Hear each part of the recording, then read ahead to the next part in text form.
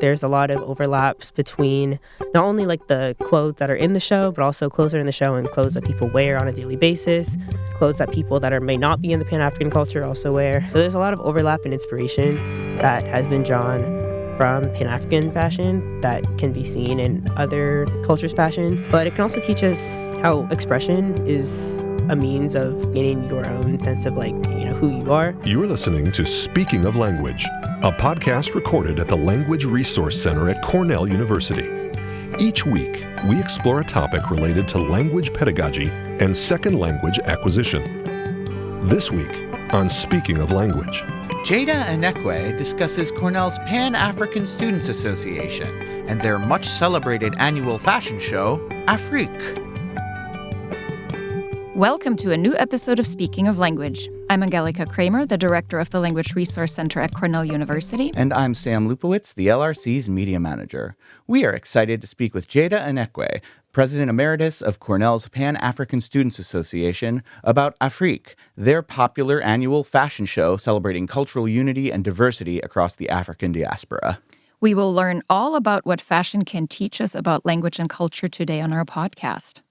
Welcome to Speaking of Language, Jaida. Hi, nice to meet both of you.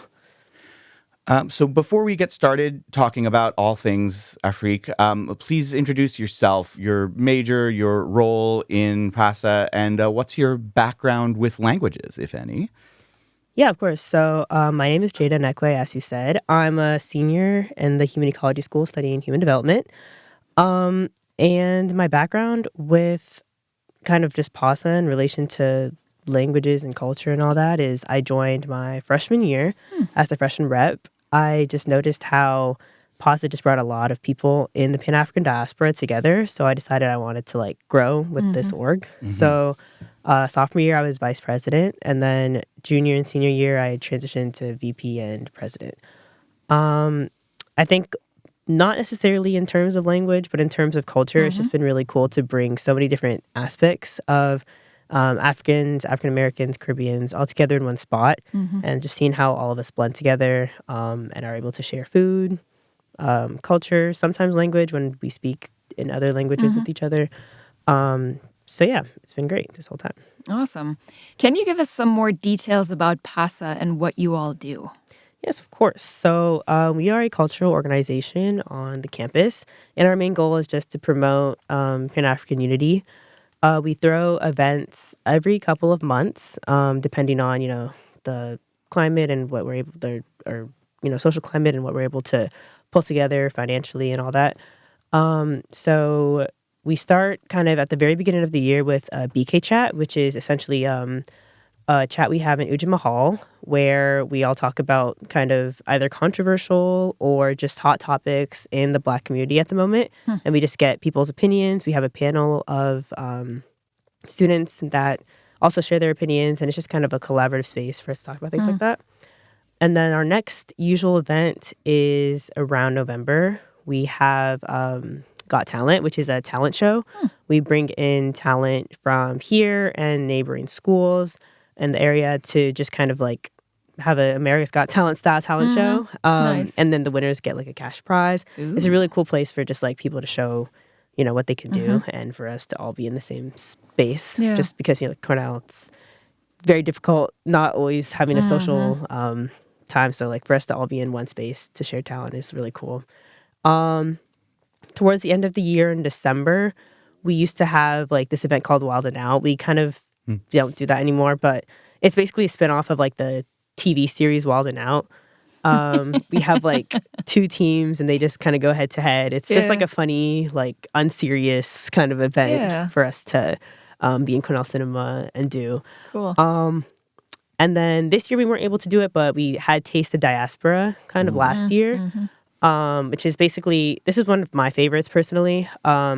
We have food from every possible culture we can access through the other orgs on campus, in collaboration with the Ghanaians at Cornell, Nigerian Student Association, the Caribbean Student Association, Solon. So we just have, there's also more I didn't list, but we have dishes brought in from all these cultures.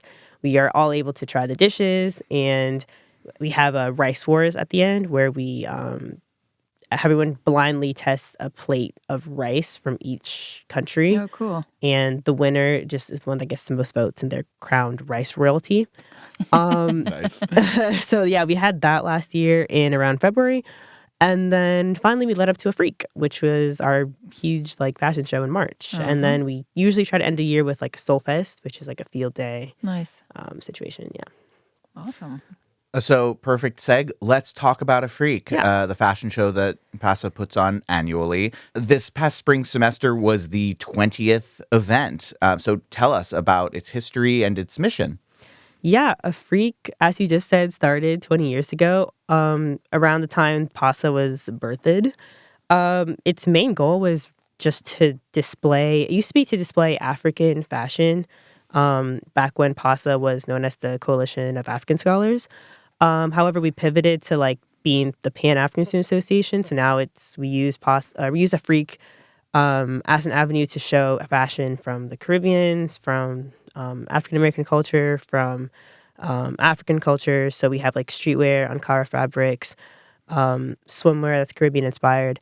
So many different like cultures, I guess, are kind of brought onto the AFRIK stage. So that's its general purpose. It is always realistically our biggest event. We have sure. about this year and last year we got to around 1,000 attendees. Wow.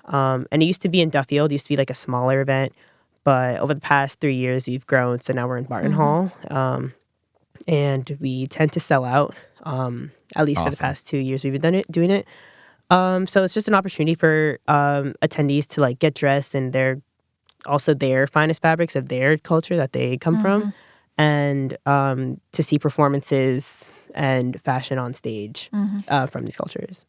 What goes into putting this event on every year? Have you learned any interesting new skills in the process of putting together the show? Yeah, honestly, putting together AFRIK twice is like currently pivoting me into like event production. Oh, cool. Like, Yeah, nice. I'm about to pivot career choices. But yeah, at least when I was like leading it, we started in the summer. And the summer is when we started to plan like what we wanted the event to look like. If we wanted it to have a theme. So last year's theme was AFRIK the Blueprint. This year's theme was just like AFRIK the 20th because it was the 20th anniversary. So we started in the summer to just kind of like map things out. And then we start reaching out to designers. We have designers from like New York Fashion Week, Paris Fashion Week, just Milan Fashion Week, Miami Swimwear Week, just like huge designers across the Americas and the world, because we also reach out to like designers from Africa and Caribbean countries. But we start to, just do that outreach about a year in advance. And then right when the semester starts is when we start divvying roles to our e-board and making sure everyone knows what they have to do in order to put it together. Of course, we have other events throughout the year, so we focus on that for the fall semester. But once the spring semester starts, it's kind of like full AFRIK mode. So like the minute we get back from winter break, it's auditions to get our models. And then model training starts. Each model goes to practice for about 4 hours a week to learn how to walk in a way that would display the clothes the best. Just confidence, gait, things like that.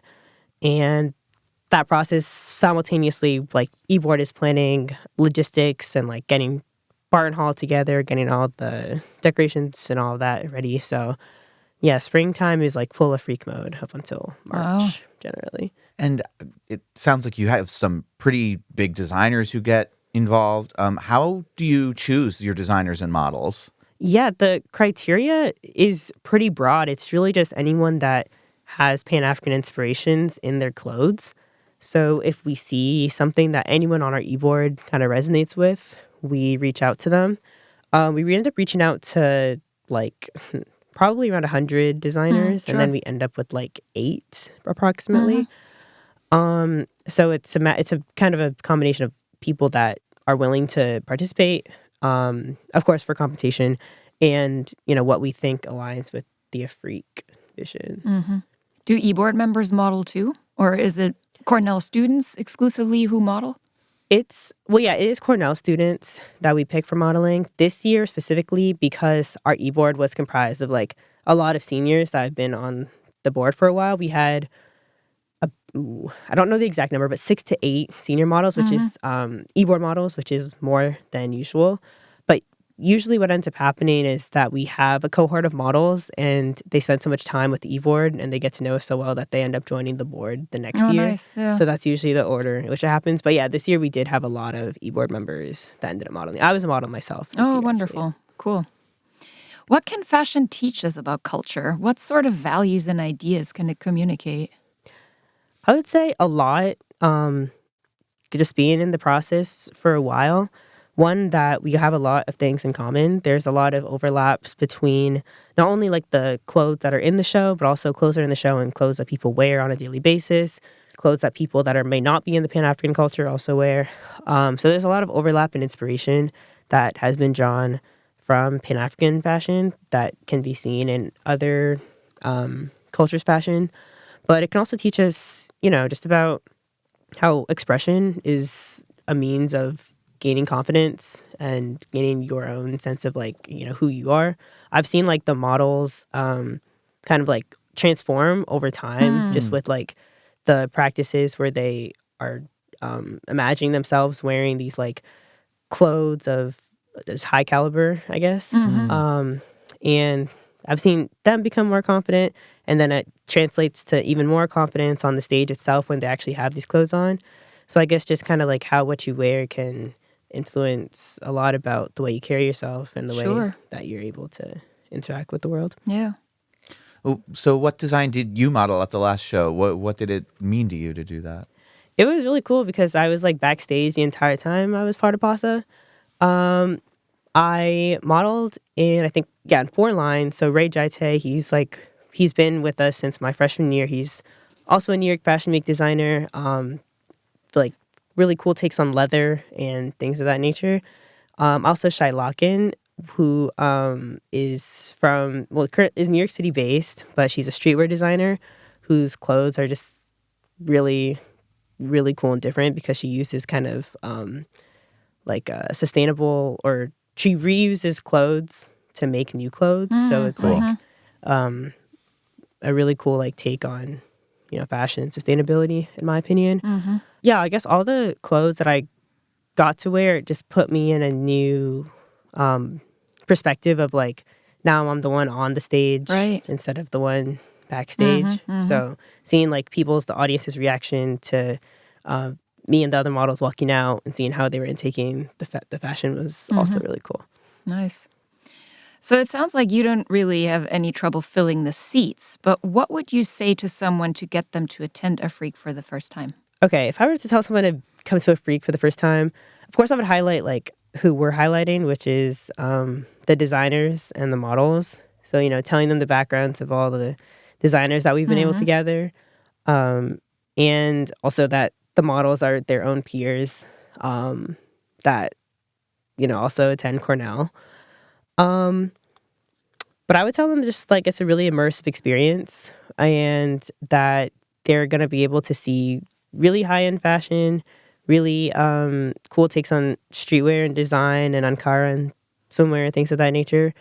But also they're going to be able to see performances, dance groups, singing groups, and all of this is run and done by people that they know and are familiar with. So that kind of adds an extra element to it. Yeah, amazing. Yeah. Terrific. By the time this episode airs, you'll have graduated. Congratulations. Thank you. Can you share anything coming up in the next academic year that the Pan-African Students Association is working on, and what plans you might have for after graduation? For next year, of course, we're going to have AFRIK again. The theme has not been decided yet.